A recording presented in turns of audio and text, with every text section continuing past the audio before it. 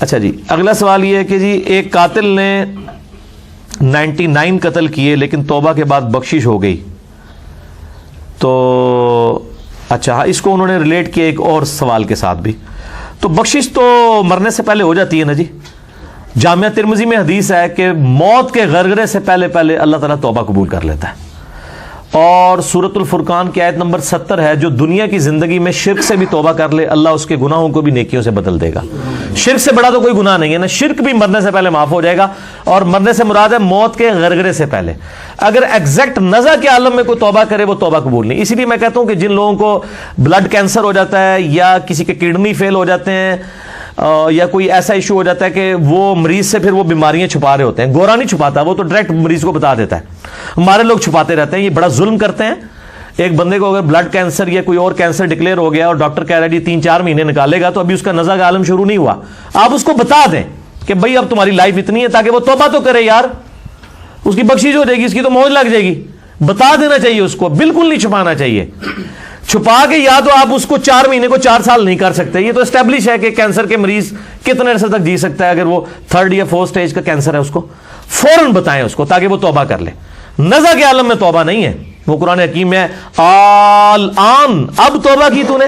یعنی وہ فرعون نے بھی ڈوبتے ہوئے کہا تھا کہ میں موسیٰ اور ہارون کے رب پر، بنی اسرائیل کے رب پہ ایمان لایا. اللہ نے فرمایا اب توبہ کی کوئی فائدہ نہیں.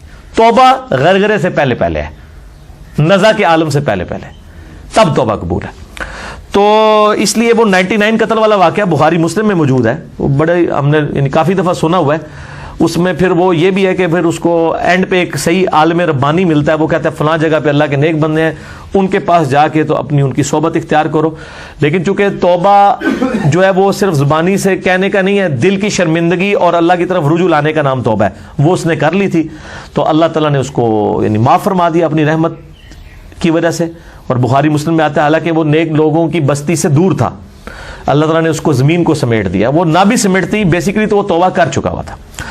اس کو انہوں نے ریلیٹ کیا ہے ایک اور سوال کے ساتھ کہ جی ایک صحابی تھے جنہوں نے چادر چوری کی تھی، وہ مال غنیمت میں سے، اور ان کو پھر کیوں دوزخ میں ڈالا گیا اور ان کے اوپر آگ کی شہید ہونے کے باوجود. ہاں جی، شہید ہونے کے باوجود. ہاں جی، اس کی وجہ یہ ہے کہ جن کے رتبے سوا ہے نا جی، ان کا معاملہ بھی سخت ہے.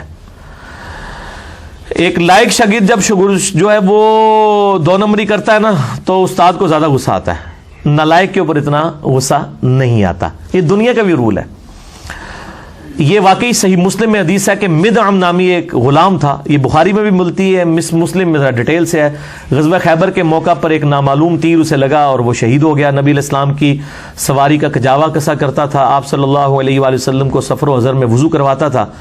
نامعلوم تیر لگا اور وہ مر گیا. صحابہ نے کہا یہ تو سیدھا جنتی ہے، آپ علیہ السلام کا خادم تھا. آپ نے فرمایا تم اسے جنت کی بشارت سنا رہے ہو، جبکہ اس نے مال غنیمت میں سے ایک چادر چوری کی تھی جو آگ کی اسے پہنا دی گئی ہے، نعوذ باللہ من ذالک.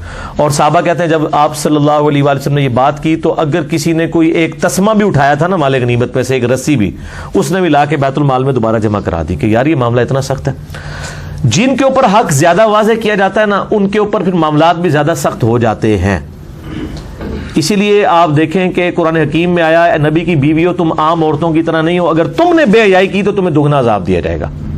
آپ کہیں جی نبی کی بیوی کو دگنا کیوں؟ اس لیے کہ ان کا مرتبہ بھی زیادہ ہے.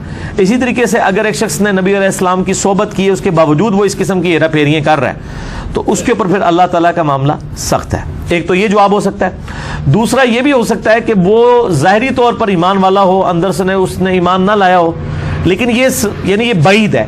اس پہ میں فٹ نہیں کرتا، لیکن الگ سے ایک واقعہ موجود ہے. بخاری اور مسلم دونوں میں حدیث موجود ہے کہ ایک شخص کے بارے میں جو جہاد میں قتال میں بڑی بہادری کے جوہر دکھا رہا تھا، آپ صلی اللہ علیہ وآلہ وسلم فرمایا یہ دوزخی ہے. صحابہ کرام ایک صحابی کہتے ہیں وہ تو اتنی یعنی بہادری دکھا رہا تھا، میرے دل میں وسوسہ آیا یہ دوزخی کیسے ہو سکتا ہے.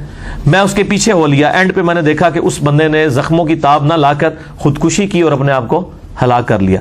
تو انہوں نے وہیں سے نعرہ لگایا صدق رسول اللہ صلی اللہ علیہ وآلہ وسلم، نبی علیہ السلام نے سچ کہا تھا.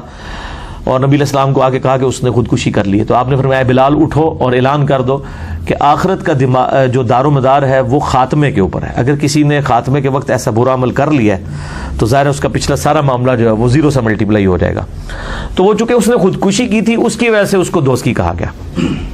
تو نبی علیہ السلام کو تو یعنی غیبی خبر اللہ کی طرف سے آ جاتی تھی. آج آپ کسی کی جنت دوزخ کا فیصلہ نہیں کر سکتے, جنت کا بھی فیصلہ نہیں کریں گے. یہ جو جنت کے ٹکٹ بانٹتے پھرتے ہیں اور لوگوں کو دوزخ کے ٹکٹ باندھتے پھرتے ہیں, یہ آپ کسی کا فیصلہ نہیں کر سکتے. آپ صرف دعوت کا کام کریں گے اور باقی معاملہ اللہ کے اوپر چھوڑ دیں.